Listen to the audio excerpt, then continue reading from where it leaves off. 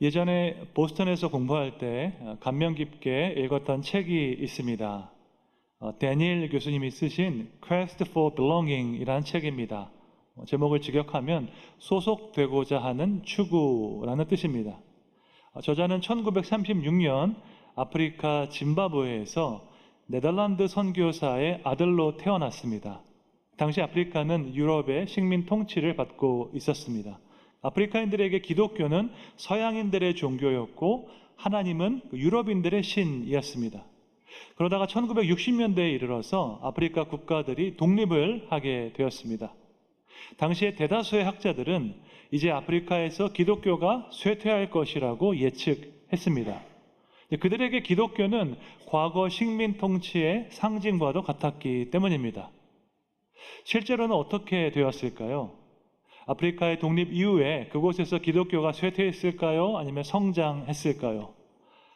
학자들의 예상을 뒤엎고 놀랍게 성장했습니다. 역사상 유례가 없는 가장 빠른 속도로 교회가 부흥했습니다. 여러분, 학자들의 말이 다 맞는 것이 아닙니다. 특히 미래를 예측하는 학자들의 말은 틀릴 때가 많이 있습니다. 우리는 한 치 앞도 모르는 연약한 인간이기 때문입니다.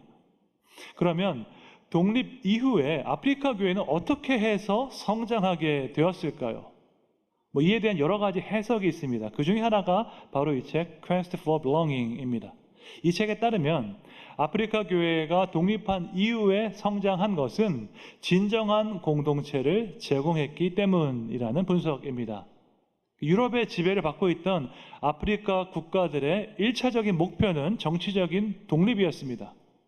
그런데 막상 독립을 이루고 보니까 문제가 있었습니다. 다양한 민족, 다양한 문화로 이루어진 국가를 하나로 통합시키는 것이 어려웠습니다.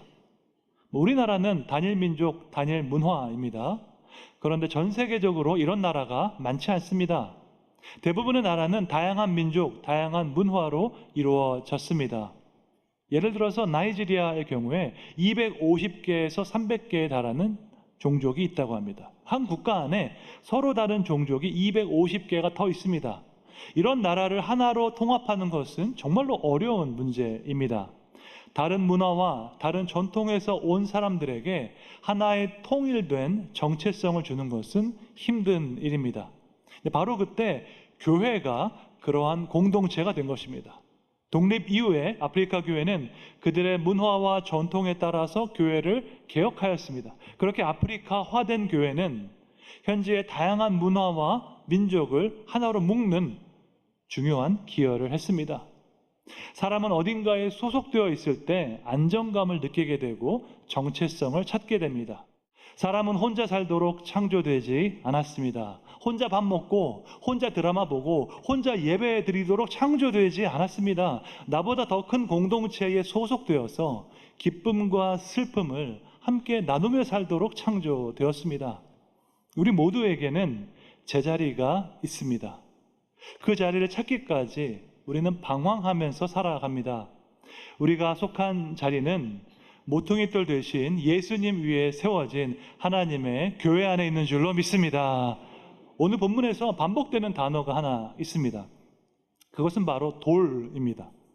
버린 돌, 보배로운 돌, 산돌, 모퉁이돌, 돌이란 단어가 반복되어서 사용되고 있습니다. 베드로는 돌이라는 단어를 통해서 무언가 중요한 메시지를 전달하고 있습니다. 그 돌이 혼자서 존재하는 것이 아니라 함께 모여서 무언가를 세워가고 있습니다.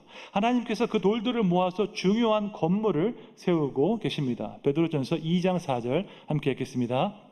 사람에게는 버림바가 되었으나 하나님께는 택하심을 입은 보배로운 산돌이신 예수께 나아가. 아멘. 여기 보면 두 가지를 대비하고 있습니다. 사람에게 버림받은 돌이 있고 하나님께 택함받은 돌이 있습니다. 그러니까 사람들이 버린 돌이 있는데 하나님께서 그것을 택하셨다고 말씀합니다. 그것은 보배로운 산돌 대신 예수 그리스도이십니다. 예수님께서도 이와 똑같은 말씀을 하셨습니다. 건축자들이 버린 돌이 있는데 하나님께서 그것을 모퉁이돌로 사용하셨다라고 말씀하십니다. 마태복음 21장 42절 함께 읽겠습니다. 예수께서 이르시되 너희가 성경에 건축자들이 버린 돌이 모퉁이의 머릿돌이 되었나니 이것은 주로 말미암아 된 것이요 우리 눈에 기이하도다 함을 읽어본 일이 없느냐. 아멘. 이 말씀은 시편 118편을 인용한 것입니다. 건축자들이 버린 돌이 모퉁이 돌이 되었다는 이 시편 말씀을 예수님께서 직접 인용하셨습니다. 이 말씀은 하나님께서 행하신 놀라운 역사, 기이한 역사인데 예수님의 삶을 통해서 성취되었습니다. 이것은 사람의 건축 계획과 하나님의 건축 계획이 완전히 다르다는 사실을 보여주고 있습니다. 사람은 자기 생각과 지혜를 따라서 계획을 세웁니다. 인간의 이성을 신뢰하며 그것으로 이 땅에 유토피아를 세울 수 있다고 생각합니다. 이성에 대한 확신, 과학에 대한 확신, 진보에 대한 확신, 이 세계관을 한마디로 계몽주의라고 부릅니다. 미국의 신학자 스탠리 하워스는 계몽주의에 대해서 이렇게 말했습니다. 계몽주의는 자체 내에 자신의 붕괴를 불러올 씨앗을 품고 있는 모험이었다. 인간 본성에 대한 정의가 빈약하고 인간의 운명에 대한 비전이 부적합한 것이 바로 그것이다. 그리하여 우리가 손에 넣은 것은 자유가 아니라 자기중심주의와 고독, 피상성, 왜곡된 소비자 중심주의였다라고 했습니다. 계몽주의는 지금도 엄청난 힘을 가지고 있습니다. 이성의 힘, 과학의 힘을 믿는 세계관입니다. 과학적으로 증명될 수 있는 것만 믿겠다는 합리주의적 세계관입니다. 여러분, 합리적인 것이 절대 나쁜 것이 아닙니다. 우리 모두는 다 합리적인 존재입니다. 인간의 이성과 합리성은 하나님께로부터 왔습니다. 우리가 교회 다닌다고 해서 절대로 이성과 합리성을 부인하지 않습니다. 하지만 합리주의, 계몽주의는 문제가 있습니다. 세상 모든 것을 이성으로 설명할 수 있다는 생각은 문제입니다. 세상 모든 문제를 과학기술이 해결할 수 있다는 생각 또한 문제입니다.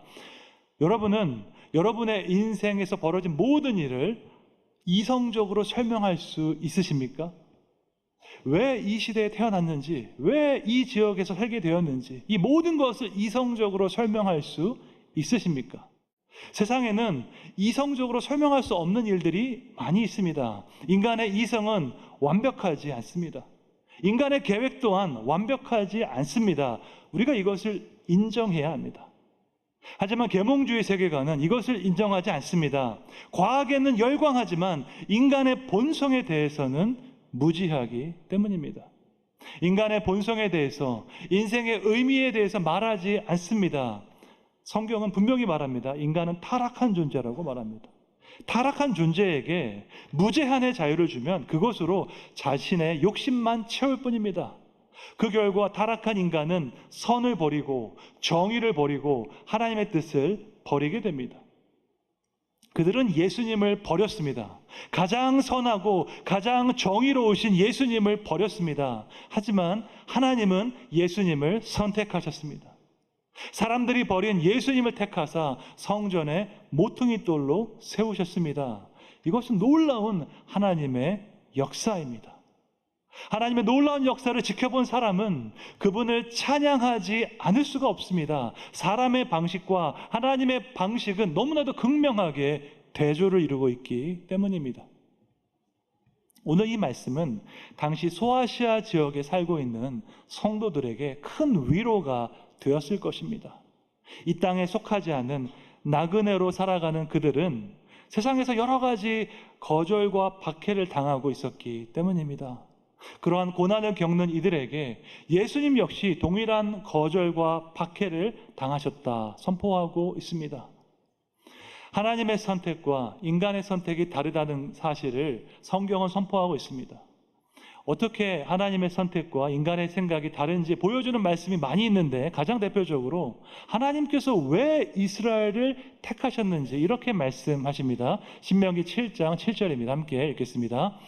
여호와께서 너희를 기뻐하시고 너희를 택하심은 너희가 다른 민족보다 수요가 많기 때문이 아니니라.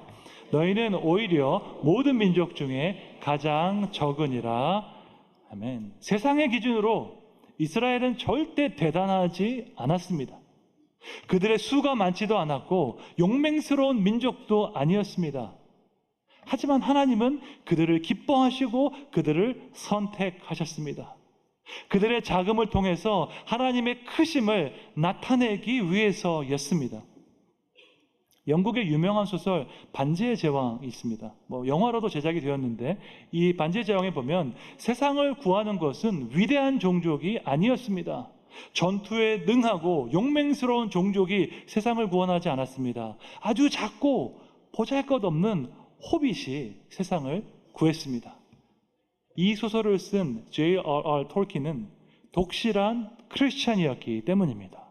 아마도 그가 이 호빗에 대해서 생각할 때 신명기 7장 7절 말씀을 떠올렸을 것입니다. 하나님께서 이스라엘을 택하신 것은 그들이 위대해서가 아니라 모든 민족 중에서 가장 작았기 때문입니다. 마찬가지로 이 이야기에서 중간계 미들 어스를 구원한 호빗은 모든 종족 중에서 가장 작았습니다.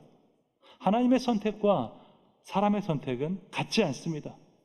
예수님은 사람들에게 버림받았지만 하나님은 그분을 성전의 모퉁이 돌로 삼으셨습니다.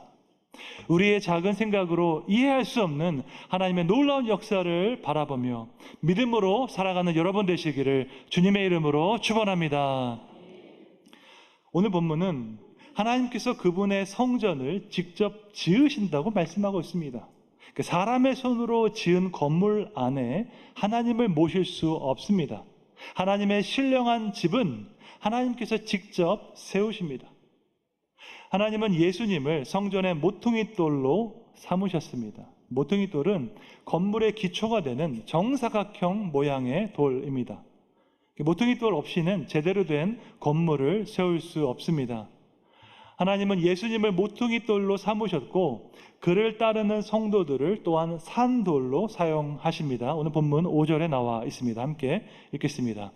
너희도 산돌같이 신령한 집으로 세워지고 예수 그리스도로 말미암아 하나님이 기쁘게 받으실 신령한 제사를 드릴 거룩한 제사장이 될지니라. 아멘. 이 말씀은 사실 놀라운 구절입니다. 베드로가 초대교회 성도들을 향해서 너희도 산돌 같은 존재이다 라고 말하고 있습니다. 바로 직전 구절에서 산돌, 리빙 스톤은 예수님을 가리켰습니다. 하나님께서 택하신 보배로운 산돌은 예수님이었습니다. 그런데 그리스도를 따르는 성도들을 향해서 너희 또한 산돌이다 라고 말씀하고 있습니다. 정말 놀라운 말씀이죠. 작고 연약한 우리를 향해서 예수님과 동일한 존재라고 선포하고 있습니다. 예수님을 산돌이라고 하는 것은 그분께서 살아계신 인격체라는 뜻입니다. 죽음에서 부활하신 예수님은 영원한 생명, 진정한 생명을 보여주시는 증거가 되었습니다. 마찬가지로 그리스도 안에 있는 우리는 주님의 그 생명을 받게 되었습니다. 이 땅에서 유한한 삶을 살아가지만 예수님의 영원한 생명, 진정한 생명에 연합된 자들입니다. 그러므로 예수님께서 산돌이신 것처럼 그분 안에 거하는 우리도 산돌이 되어갑니다. 여러분, 진정한 믿음은 지적인 동의가 아닙니다. 몇 가지 기독교 교리에 지적으로 동의하는 것이 믿음이 아닙니다. 진정한 믿음은 인격적인 연합입니다. 예수님을 믿는 것은 예수님과 인격적으로 연합되는 것입니다. 요한복음 15장 4절에 나와 있습니다. 함께 읽겠습니다. 내 안에 거하라. 나도 너희 안에 거하리라. 가지가 포도나무에 붙어있지 아니하면 스스로 열매를 맺을 수 없음 같이 너희도 내 안에 있지 아니하면 그러하리라. 아멘. 예수님을 믿는 것은 예수님 안에 거하는 것입니다. 여기서 거하다가 헬라어로 메노인데 함께 거주하다, 함께 살다는 뜻입니다. 잠깐 같이 있다가 헤어지는 것이 아니라 오랜 기간 동안 함께 사는 것입니다. 잠깐 데이트하는 연인 관계가 아니라 오랫동안 함께 살아가는 부부 관계와 같습니다. 예수님과 우리와의 관계는 이렇게 인격적으로 연합된 관계입니다. 모퉁이돌 대신 예수님과 연합된 성도들은 서로에게 연결되어 있습니다. 그렇게 함께 연결되어 있을 때에 우리는 함께 하나님의 신령한 집, 성전이 되어 가는 것입니다. 에베소서 2장 21절 22절 함께 읽겠습니다. 그의 안에서 건물마다 서로 연결하여 주 안에서 성전이 되어가고 너희도 성령 안에서 하나님이 거하실 처소가 되기 위하여 그리스도 예수 안에서 함께 지어져 가느니라. 아멘. 이 구절에서 중요한 표현이 두 가지가 있습니다. 성전이 되어간다는 말과 함께 지어져 간다라는 표현입니다. 이 구절은 수동태 현재 진행형으로 되었습니다. 영어로 보면 being joined together, being built together라고 되어 있습니다. 수동태이니까 내가 이 행동을 하는 것이 아니라 누군가에 의해서 이렇게 되는 것입니다. 이 행동을 하는 주체는 내가 아니라 하나님이십니다. 우리가 성전이 되어가게 하시는 분은 내가 아니라 하나님이십니다. 우리가 함께 지어져 가게끔 하시는 분도 하나님이십니다.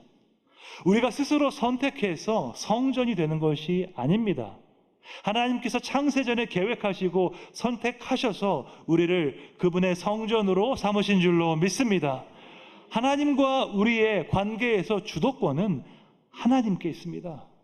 우리 장로교단은 하나님의 주권을 강조하는 칼빈주의 신학을 따릅니다. 하나님의 주권을 온전히 믿을 때에 우리는 어떤 상황에서도 흔들리지 않는 믿음을 가질 수 있습니다. 왜냐하면 내가 하나님을 택한 것이 아니라 하나님께서 나를 택하셨기 때문입니다. 또한 이 구절은 현재 진행형으로 되어 있습니다. 지금도 그 과정이 진행 중이라는 사실입니다. 우리가 성전이 되는 것은 어느 한순간에 갑자기 되는 일이 아닙니다. 어제까지는 성전이 아니었다가 오늘 갑자기 성전이 되는 것이 아닙니다. 오랜 시간에 걸쳐서 이루어지는 과정이고 지금도 계속해서 일어나고 있습니다. 여러분, 이것을 기억하는 것은 너무나도 중요합니다. 교회는 경직된 조직체가 아닙니다. 교회는 끊임없이 움직이고 변화되는 유기체입니다. 치밀하게 현실을 파악하되 확고한 성경적인 세계관을 갖도록 훈련하면 이 땅에서도 하나님께서 기뻐하시는 삶을 경험할 수 있습니다. 부부가 회복되고 가정이 회복되고 자녀들이 믿음 안에서 형통하는 것을 경험하게 될 줄로 믿습니다. 그런데 이것은 절대 단기간에 일어나는 일이 아닙니다. 하나님의 성전이 되어가는 것은 한 번의 예배, 한 번의 뜨거운 훈련으로 되는 것이 아닙니다. 이것은 오랜 기간의 예배와 기도, 오랜 기간의 교육과 훈련이 필요한 일입니다. 모퉁이돌 대신 예수님과 인격적으로 연합되어야 가능한 일입니다. 뿐만 아니라 주님의 성전을 이루어가는 다른 성도들과도 연결되어야 합니다. 혼자서는 올바른 신앙생활을 할 수 없습니다. 반드시 그리스도의 몸된 교회 안에 속해 있어야 합니다. 여러분, 모든 조각은 제자리가 있습니다. 각자에게 주어진 제자리에 있을 때에 하나님께서 세우시는 성전을 함께 이루어갈 줄로 믿습니다. 마지막으로 베드로는 그리스도의 몸된 교회의 정체성을 선포하고 있습니다. 과거 시내산 언약에서 선포되었던 이스라엘의 정체성을 교회의 정체성으로 확장해서 선포하고 있습니다. 그것은 바로 제사장 나라, 거룩한 백성입니다. 애굽에서 나온 이스라엘 민족이 시내산에 도착했습니다. 그곳에서 하나님과 언약을 맺고 십계명을 받고자 했습니다. 바로 그때 하나님께서 모세에게 이렇게 말씀하셨습니다. 출애굽기 19장 5절 6절 함께 읽겠습니다. 세계가 다 내게 속하였느니 너희가 내 말을 잘 듣고 내 언약을 지키면 너희는 모든 민족 중에서 내 소유가 되겠고 너희가 내게 대하여 제사장 나라가 되며 거룩한 백성이 되리라. 아멘. 모든 세계가 다 하나님의 것입니다. 그런데 그 중에서도 이스라엘은 하나님의 특별한 소유가 되었습니다. 한글 성경으로는 내 소유라고 되어 있지만 영어로 보면 my treasured possession 이라고 되어 있습니다. 직역하면 나의 특별한 소유, 내가 아끼는, 보석같이 아끼는 나의 소중한 소유란 뜻입니다. 이스라엘은 하나님께서 특별한 목적을 위해서 택하신 백성입니다. 이것이 바로 거룩의 의미입니다. 지난주에 말씀드렸죠. 거룩은 문자적인 의미로 분리를 뜻합니다. 죄로부터의 분리, 특별한 목적을 위한 분리가 바로 거룩입니다. 하나님은 이스라엘을 제사장 나라, 거룩한 백성으로 부르셨습니다. 그리고 베드로는 이스라엘의 정체성을 교회 전체로 확장하고 있습니다. 이스라엘만 제사장 나라, 거룩한 백성이 아니라 그리스도의 몸된 교회 전체가 제사장 나라, 거룩한 백성이라고 선포하고 있습니다. 오늘 본문 9절 말씀 함께 읽겠습니다. 그러나 너희는 택하신 족속이요 왕 같은 제사장들이요 거룩한 나라요 그의 소유가 된 백성이니 이는 너희를 어두운 데서 불러내어 그의 기이한 빛에 들어가게 하신 이의 아름다운 덕을 선포하게 하려 하심이라. 아멘. 그리스도 안에 있는 성도들은 모두가 다 왕 같은 제사장입니다. 거룩한 나라이고 하나님의 소유된 백성입니다. 이것이 바로 하나님의 신령한 집, 교회의 정체성입니다. 오늘 본문에서 베드로는 교회의 두 가지 사명을 강조하고 있습니다. 첫째는 하나님이 받으실 만한 신령한 예배를 드리는 것입니다. 둘째는 우리를 구원하신 하나님의 아름다운 덕을 선포하는 것입니다. 물론 교회가 감당해야 될 사역이 많이 있습니다. 그런데 딱 두 가지만 말하라고 하면 그것은 바로 예배와 선교입니다. 교회는 예배를 위해서 존재하고 또한 교회는 선교를 위해서 존재합니다. 미국의 신학자 더글라스 덴트는 이런 말을 했습니다. 예배는 성령의 들숨이고 선교는 성령의 날숨이다 라고 했습니다. 우리가 호흡을 하지 않습니까? 성령을 들이마시는 것은 바로 예배이고 성령을 내쉼으로 복음 사역에 동참하는 것이 바로 선교이다 라고 말합니다. 예배 가운데 우리는 하나님의 임재를 경험합니다. 살아계신 하나님께서 우리와 함께 계시고 우리 영혼을 새롭게 하시는 것을 경험하게 됩니다. 예배 올 때의 마음과 예배 드리고 나갈 때의 마음이 완전히 다릅니다. 예배가 살아있지 않는 교회는 절대 부흥할 수 없습니다.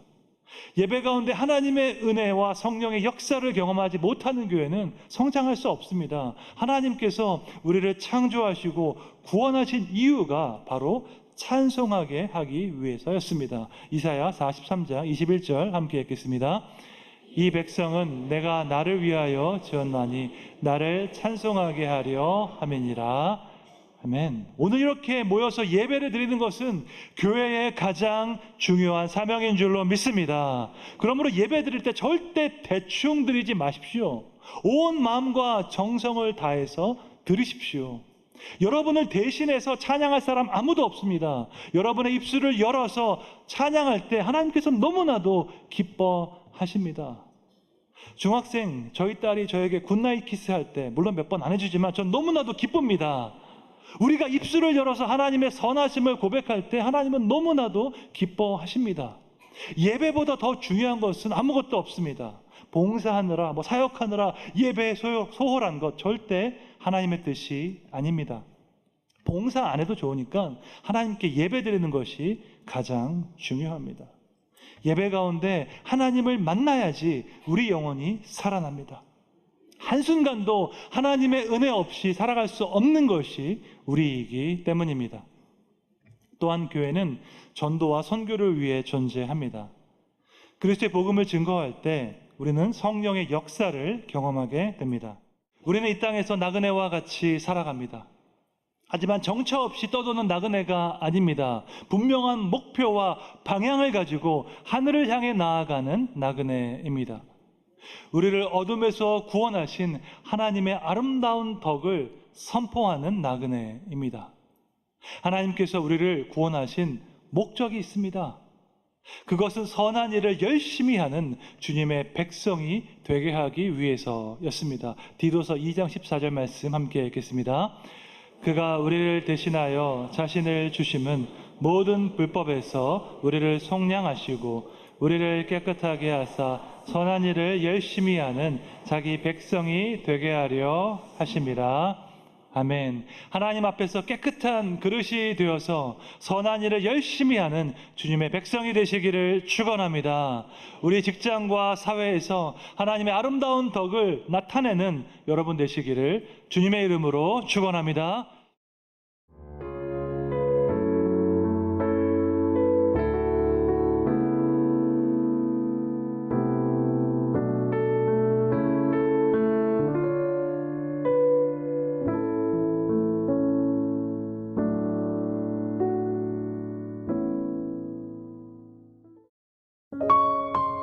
GOD Good TV